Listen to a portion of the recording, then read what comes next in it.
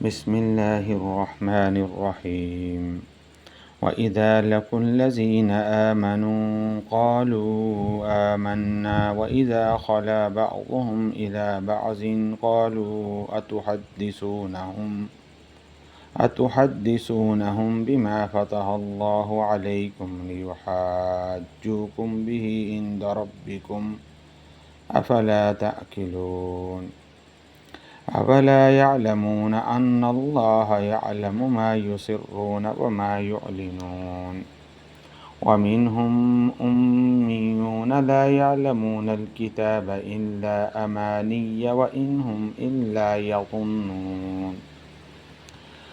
فَوَيْلٌ لِّلَّذِينَ يَكْتُبُونَ الْكِتَابَ بِأَيْدِيهِمْ ثُمَّ يَقُولُونَ هَٰذَا مِنْ عِندِ اللَّهِ لِيَشْتَرُوا بِهِ ثَمَنًا قَلِيلًا فَوَيْلٌ لَّهُم مِّمَّا كَتَبَتْ أَيْدِيهِمْ وَوَيْلٌ لَّهُم مِّمَّا يَكْسِبُونَ وَقَالُوا لَن تَمَسَّنَا النَّارُ إِلَّا أَيَّامًا مَّعْدُودَةً قُلْ أَتَّخَذْتُمْ عِندَ اللَّهِ عَهْدًا فَلَن يُخْلِفَ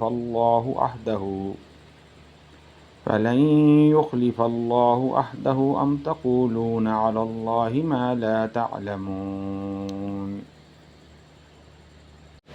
یہ سورۃ البقرہ کی آیت نمبر 75 سے آیت نمبر 80 کا ترجمہ اور مختصر تفسیر ہے۔ اور ان میں سے کچھ لوگ ہیں کہ جب ملتے ہیں ایمان والوں سے تو کہتے ہیں کہ ہم ایمان لے آئے، اور جب وہ خلوت میں ہوتے ہیں ایک دوسرے کے ساتھ تو کہتے ہیں کیا تم بتا رہے ہو ان کو وہ باتیں جو اللہ نے کھولی ہیں تم پر، تاکہ وہ ان کے ذریعے تم پر حجت قائم کریں تمہارے رب کے پاس؟ کیا تمہیں عقل نہیں ہے؟ اور کیا یہ جانتے نہیں کہ اللہ کو تو معلوم ہے وہ سب کچھ جو وہ چھپاتے ہیں اور وہ سب کچھ جو وہ ظاہر کرتے ہیں۔ ان میں سے بعض ان پڑھ ہیں، وہ کتاب کا علم نہیں رکھتے سوائے بے بنیاد آرزوؤں کے، اور وہ کچھ نہیں کر رہے مگر ظن و تخمین پر چلے جا رہے ہیں۔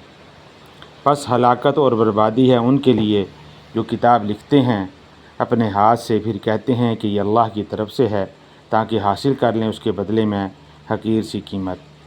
تو ہلاکت اور بربادی ہے ان کے لیے اس چیز سے جو ان کے ہاتھوں نے لکھی، اور ان کے لیے ہلاکت اور بربادی ہے اس کمائی سے جو وہ کر رہے ہیں۔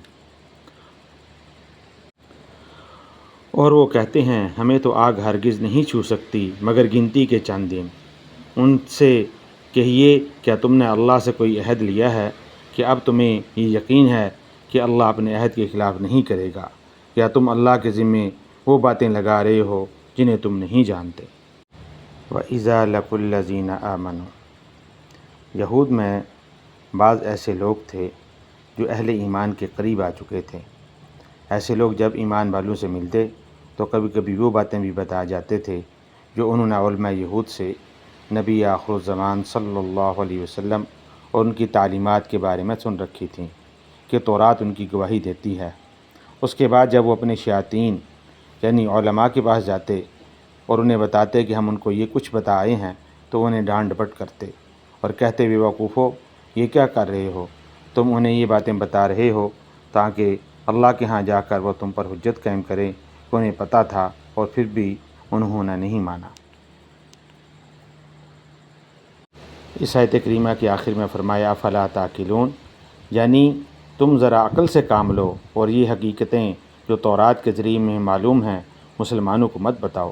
کیا تمہیں عقل نہیں کہ ایسا بے وقوفی کا کام کر رہے ہو؟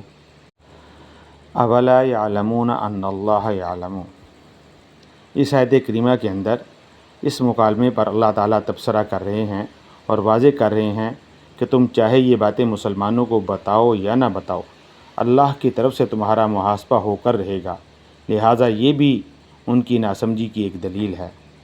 وَمِنْهُمْ أُمِّيُّونَ يَعْلَمُونَ الْكِتَابَ، امی کا لفظ قرآن مجید میں اصلاً تو مشرکین عرب کے لیے آتا ہے، اس لیے کہ ان کے اندر پڑھنے لکھنے کا رواج ہی نہیں تھا اور کوئی آسمانی کتاب بھی ان کے پاس نہیں تھی۔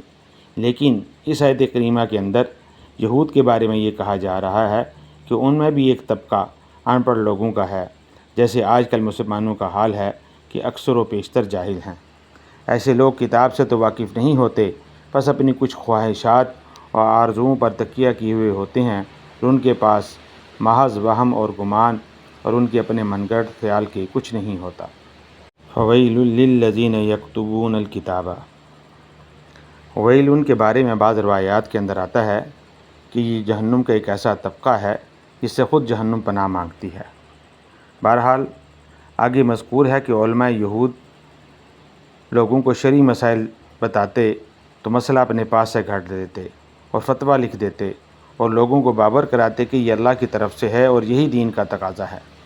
اب اس فتویٰ نویسی میں کتنی حقیقت ہوتی اور کتنی ان کی ہٹ درمی ہوتی اور اس کے اندر کتنی رشوت پر مبنی ان کی رائے ہوتی، یہ سب باتیں تو اللہ کے حضور حاضر ہو کر دودھ کا دودھ اور پانی کا پانی الگ ہو جائے گا۔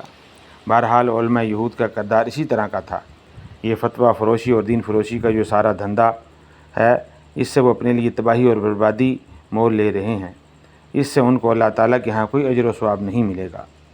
اور اگلی آیت میں ان کی امانی یعنی خواہشات کا ذکر کیا جا رہا ہے۔ وَقَالُوا لَن تَمَسَّنَا النَّارُ إِلَّا أَيَّامًا مَّعْدُودَةً، اس آیت کریمہ کے اندر علماء یہود کا ایک دھوکہ نقل کیا جا رہا ہے کہ ان کا کہنا تھا کہ صرف دوسروں کی آنکھ میں دھول جھونکنے کے لیے ہمیں چند دن کی سزا دی جائے گی کہ کوئی اعتراض نہ کر دے کہ اے اللہ ہمیں آگ میں پھینک دیا اور انہیں نہیں پھینکا، جبکہ یہ کردار میں ہم سے بدتر تھے۔ چنانچہ ان کا منہ بند کرنے کے لیے شاید ہمیں چند دن کے لیے آگ میں ڈال دیا جائے، پھر فوراً نکال لیا جائے گا۔ حقیقت تو اس کی یہ ہے کہ تم اللہ کی طرف اس بات کی نسبت کر رہے ہو جس کے لیے تمہارے پاس کوئی قطعی علم نہیں۔